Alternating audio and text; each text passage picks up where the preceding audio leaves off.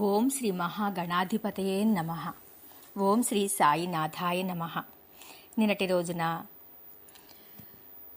దాసగణు బాబావారి పాదాల నుంచి గంగా యమున ధారలు వస్తున్నా కూడా అతను తల మీద చల్లుకుని తీర్థంలా సేవించడానికి సందేహిస్తాడు. తనలాంటి గురుదీక్ష శిష్టాచార సంపన్నుడు పానం చేయవచ్చున లేదని సందేహిస్తాడు.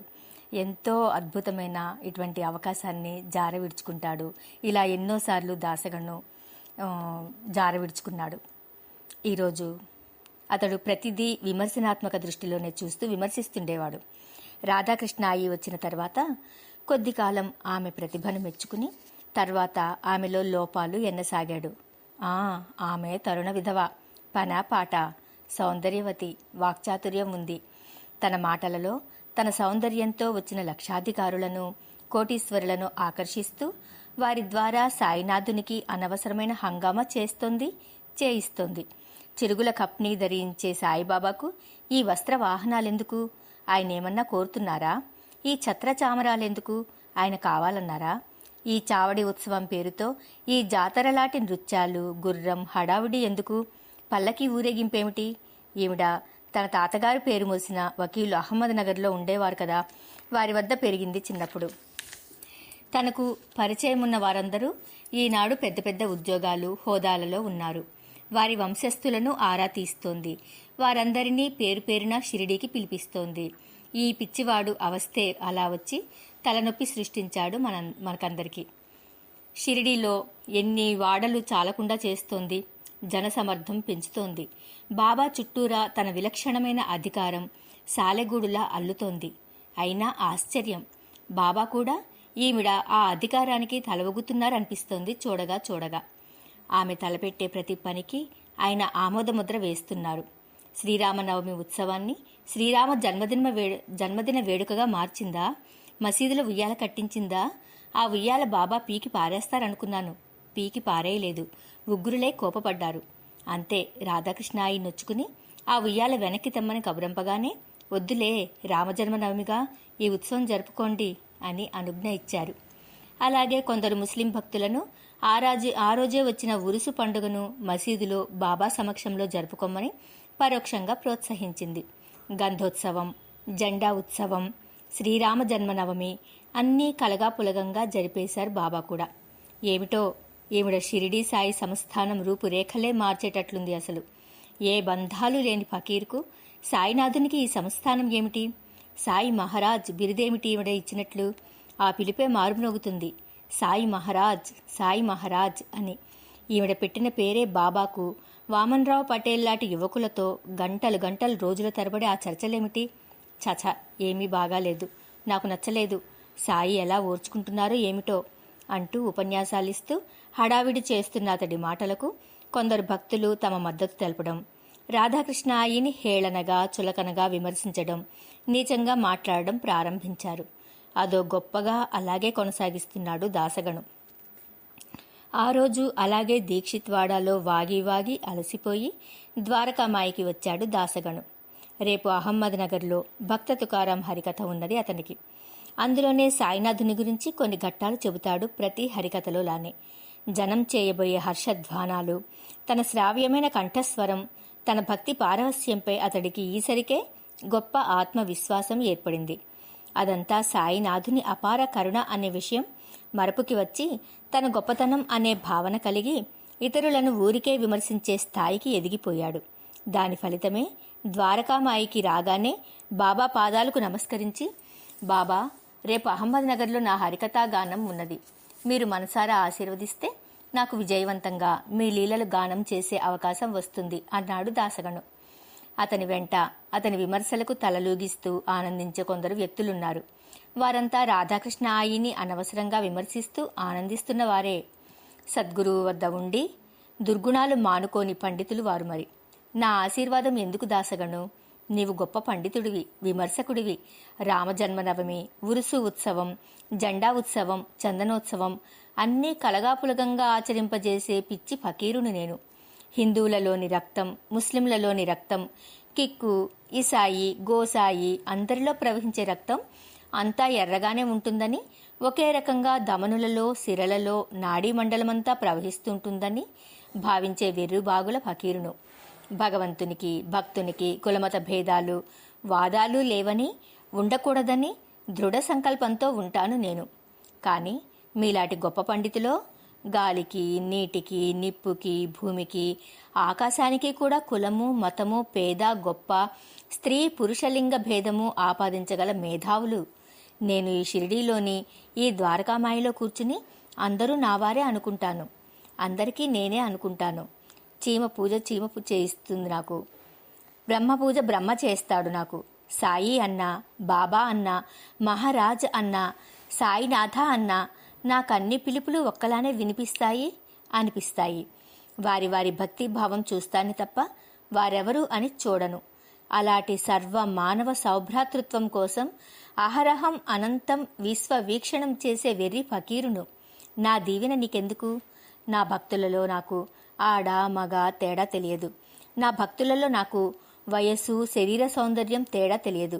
నా భక్తులలో విధవ సధవ సంతానం లేదని 4 వివాహాలు చేసుకునే పురుషుడు, భార్య మరణించిన 6 నెలల్లోగా కొత్త పెళ్లి కొడుకై తిరిగే పురుషుడు అందరూ నాకు సమానులే. వారి అంతర్గత భక్తిని బట్టి నేను స్పందిస్తాను. ఉద్యోగులైనా నిరుద్యోగులైనా లక్షాధికారులైనా భిక్షాధికారులైనా నా వద్దకు వచ్చేవారిలో వారి వారి కోరికలు సంస్కారం ఆధ్యాత్మిక ఔన్నత్యం బట్టి వారి వారికి నా ప్రసాదం లభిస్తుంది. మరి నీవో ప్రాణం మీదకి వచ్చినప్పుడు బాబా అని పిలుస్తావు. నీ పాదాలు వదలనని ప్రమాణం చేయగలవు. నా పాదతీర్థంలో హిందూ ముస్లిం ఫకీరు గోసాయి తేడాలు పోల్చుకుని దోసిలి పట్టి వదిలివేయగలవు. పుక్కిట బట్టి తరించలేవు. నీ శంకలు నీకున్నాయి. ఇక నా ఆశీర్వాదం అవసరం లేనంత ఎత్తుకు ఎదిగిపోయావు. దాసగణు శాస్త్రబుద్ధే. నిస్సహాయ స్థితిలో ఉన్నవారిని కువిమర్శలు చేసే స్థాయికి ఎదిగిపోయిన నిన్ను ఏమని ఆశీర్వదించను అన్నారు బాబా. దాసగణు నిర్ఘాంతపోయాడు. ప్రక్కన వచ్చిన వారు త్రుళ్ళిపడ్డారు. తామంతా వాడాలో తీరి కూర్చుని విమర్శించిన విషయాలు సాయినాథుడు ఇప్పుడు ఇక్కడ విమర్శిస్తున్నారు.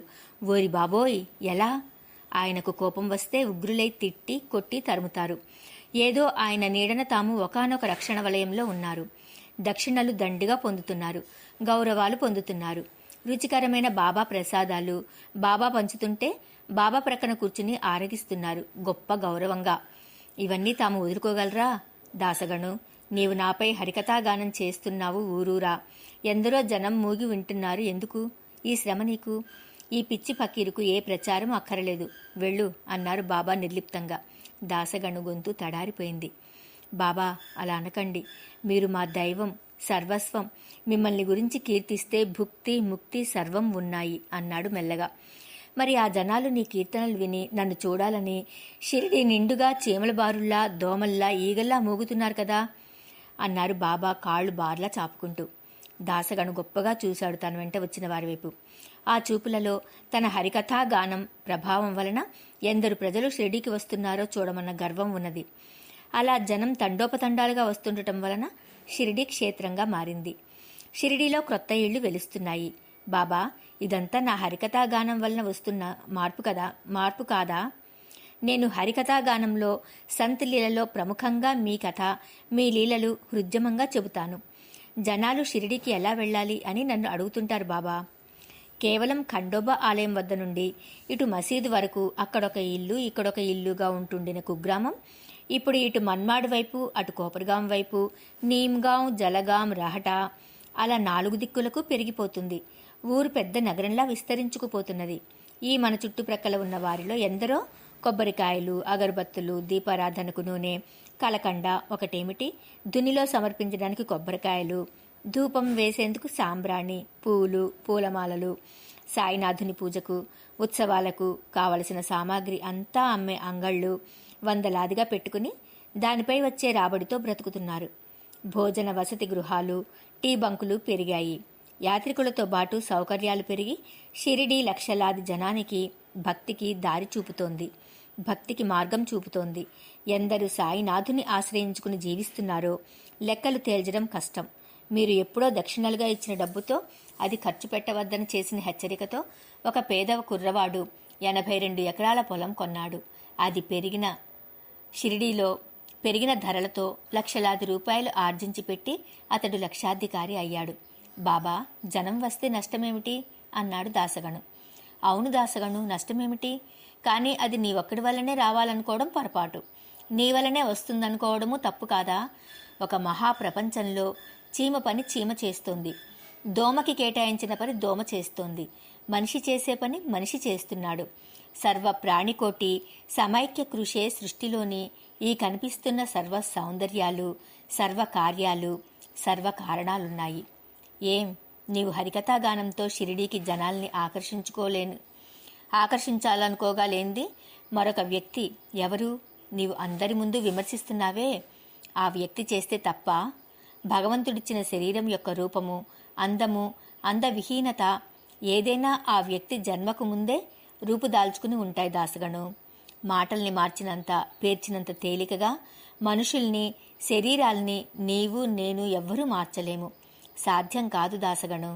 అవి వారి వారి లేదా ఆ జీవుల పితృపితామహుల తాతల ముత్తాతల శరీరాల మనస్తత్వాల నుండి సంక్రమిస్తుందా శరీర ధారణ. అవునా? దాసగను పలకలేకపోయాడు. రాధాకృష్ణ ఆయని గురించి తాను చేసిన కువిమరిసే బాబాకు మనస్తాపం కలిగించిందని అర్థమైంది. బాబా అన్నాడు ఏమి అనలేక. దాసగను, కబీర్ దోహా ఒకటుంది, వింటావా? విను. నిందక్ నేడా రాఖయే ఆంగణి కుటి బధాయి, బిన్ సావణ పానీ బినా నిర్మల్ కరే సుఖాయి. అర్థం గమనించు దాసగను. మనల్ని విమర్శించేవారిని ఆదరపూర్వకంగా మన వద్దనే అట్టే పెట్టుకోవాలి. ఎందుకంటే వారు మనలోని పాపాలని వారి విమర్శతో సబ్బు, నీళ్లు ఏమీ అవసరం లేకుండానే శుభ్రంగా కడిగివేస్తుంటారు అని ఎంత గొప్పగా చెప్పారో చూడు కబీర్దాసు. అందరి మలమూత్రాలని తన నోటితో, నాలుకతో తిని శుభ్రం చేస్తోందా పంది. అన్ని ప్రదేశాలలో నుండి పారి వచ్చే మురికి నీరునే తన శరీరం తాపం తీర్చుకోవడానికి స్నానపు నీరుగా వాడుకుంటోంది అది. అయితే అది ఎంతో ఉపయోగకారి అయిన ప్రాణిసుమా. మరి గ్రామంలోని ఈ మురికినంతా శుభ్రపరచడం ఎవరికి సాధ్యం దాసగను? అది శుభ్ర జలం స్నానానికి కోరితే ఎవరు అందిస్తారు? అంచేత దాని కర్తవ్యం అది చేస్తోంది అని దానికే మోక్షం ఇస్తున్నాడు పరమాత్మ. మరిప్పుడు చెప్పు, ఆ పరమాత్మ పిచ్చివాడా? దాసగను నిర్ఘాంతపోయాడు. బాబా ఎంత సున్నితంగా తనలోని ఈ కువిమర్శే భూతాన్ని పైకి తీసి చూపించారు. దాసగను ప్రక్కనున్న వారికి కూడా బాబా చెప్పిన ఈ ఉదాహరణ మనసుకు బాణంలా నాటుకున్నది. సాయిబాబా ఉల్లాసమైన నవ్వు నవ్వారు. దాసగను, నాకు మరో కబీర్ దోహా చెప్పాలనిపిస్తోంది. దాతా తర్వర్ దయాఫల్ ఉపగారీ జీవంత్, పంశీ చలే దిశావర్ వృక్ష సఫల్ ఫలంత్. అర్థమేమిటంటే, మహాఫలవృక్షం దయా అనే ఫలాలను ప్రసాదిస్తుంటుంది.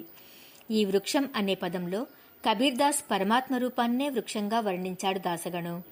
దయా ఫలాలను సమృద్ధిగా ఇస్తాడాయన. కానీ ఆ వృక్షాన్ని ఆశ్రయించుకున్న వివిధ జాతి పక్షులుంటాయి చూడు, అవి ఆ దయాఫలాలతో తృప్తి చెందక దిశలు పరిగెడుతుంటాయి, ఆపదలు కొని తెచ్చుకుంటుంటాయి. దయాళువైన పరమాత్మను వదిలి దూరంగా పరిగెడుతుంటాయి. ఎంతటి విశేషార్థం ఇమిడి ఉందో నీ బుద్ధితో నీవు తర్కించుకోగా దాసగను అన్నారు బాబా.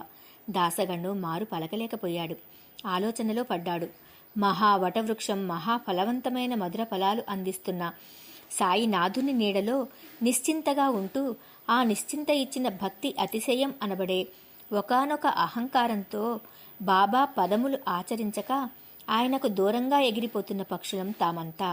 అంతేకాదు, ఉన్న ఆ సదవకాశాన్ని సద్వినియోగం చేసుకోకుండా ఇతరులను నిందిస్తూ కువిమర్శలు చేస్తున్న వారం తామంతా. దాసగను ఆలోచనల్ని చదువుతున్నట్లుగా మరలా బాబా మెల్లని స్వరాన అన్నారు. దాసగను, అదుగో దూరాన అలా చూడు అన్నారు సాయిబాబా. మసీదుకు దూరంగా ఉన్న ఒక గుంటలో వాన నీళ్లు పడి మురికిగా ఉన్నాయి. చూశాడు దాసగను. ఆ మురికి నీళ్లలో ఒక పంది పీకల వరకు మునిగి పొర్లాడుతోంది. జుగుప్సాకరంగా ఉంది ఆ దృశ్యం. తమలోని లోపాలు సరిచేసుకోలేని వారు ఇతరులలో లోపాలు ఎంచుతూ విమర్శించేవారు ఆ పంది లాంటివారు. అలాంటి వారిని నేను పదే పదే హెచ్చరించను. వారితో మాట్లాడాలన్నా నాకు ఇష్టం ఉండదు. వారు సద్గురు బోధను సవ్యంగా అర్థం చేసుకోలేని వారే. వారికి ఇహంలో కొంత కీర్తి, ధనము లభ్యమవుతాయే తప్ప పరమనే మోక్షం ఎన్నడూ సాధ్యం కాదు. ఈ షిరిడీ మాత, ద్వారకామాయి మాత వారిని ఏమీ చేయలేదు. వారిని అలాగే బ్రతకమని వదిలివేస్తుందంతే. బాబా గబుక్కును చెప్పడం ఆపారు. మౌనంగా ఉండిపోయారు. క్షమించండి బాబా, మరెప్పుడు నేను రాధాకృష్ణ అయ్యని గాని మరెవరిని గాని విమర్శించను, నన్ను క్షమించండి అన్నాడు. దాసగను బాబా పాదాలపై పడి క్షమాపణ వేడుకుంటూ. మరి ఈరోజు చూశారు కదండి, దాసగను రాధాకృష్ణ అమ్మాయిని ఇష్టం వచ్చినట్టుగా మాట్లాడుతుంటే బాబా వారు ఎలా దాసగానికి చెప్పారు. ఓం నమ శివాయ. ఓం శ్రీ షిరిడి సాయినాథాయ నమః.